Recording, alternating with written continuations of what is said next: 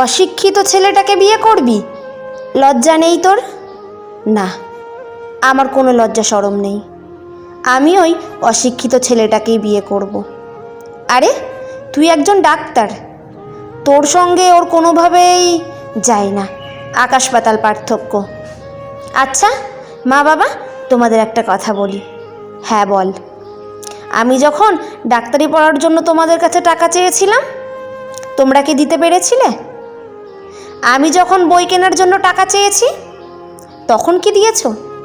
আচ্ছা, আমি যে মেসে থেকে পড়াশোনা করছি সেখানে অনেক টাকা খরচ হয়েছে, সেইটা কি তোমরা কখনো দিয়েছো? না। কখনো কি জিজ্ঞাসা করেছো এই টাকা আমি কোথা থেকে পেয়েছি, কিভাবে বই কিনেছি? না। তোমরা যাকে অশিক্ষিত বলতেছো, সেই ছেলেটা নিজে পড়াশোনা বাদ দিয়ে আমাকে পড়াশোনা করিয়েছে, শুধুমাত্র আমাকে ভালোবাসে বলে।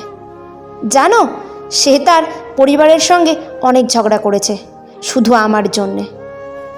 ছেলেটাকে শুধুমাত্র আমার সমস্যার কথা বলতাম, আর মুহূর্তেই সে সমাধান করে দিত। আমি কিভাবে তাকে ঠকাবো? হ্যাঁ, সরি রে মা, আমরা বুঝতে পারিনি। আচ্ছা, তোর যাকে ভালো লাগে তাকেই বিয়ে কর। হ্যাঁ সেটাই, আমি ওই অশিক্ষিত ছেলেটাকেই বিয়ে করে চিরকাল থাকতে চাই। ঠিক আছে, শিক্ষিত বা অশিক্ষিত বলতে কিছু নেই, মানুষের মনুষ্যত্বটাই বিশাল বড়। টাকা পয়সা বা চেহারা দেখে কখনোই ভালোবাসা হয় না, ভালোবাসতে হলে সুন্দর একটি মন লাগে। ঠিক বলেছিস রে মা। আচ্ছা, তোমরা বিয়ের ব্যবস্থা করো, আমি ওকে জানাচ্ছি আজকেই আমাদের বিয়ে হবে। পুরুষ তার শখের নারীর জন্য সব করতে পারে, আর সেই শখের নারী যদি পুরুষের ভালোবাসা বুঝতে পারে, তাহলেই জীবন সুন্দর।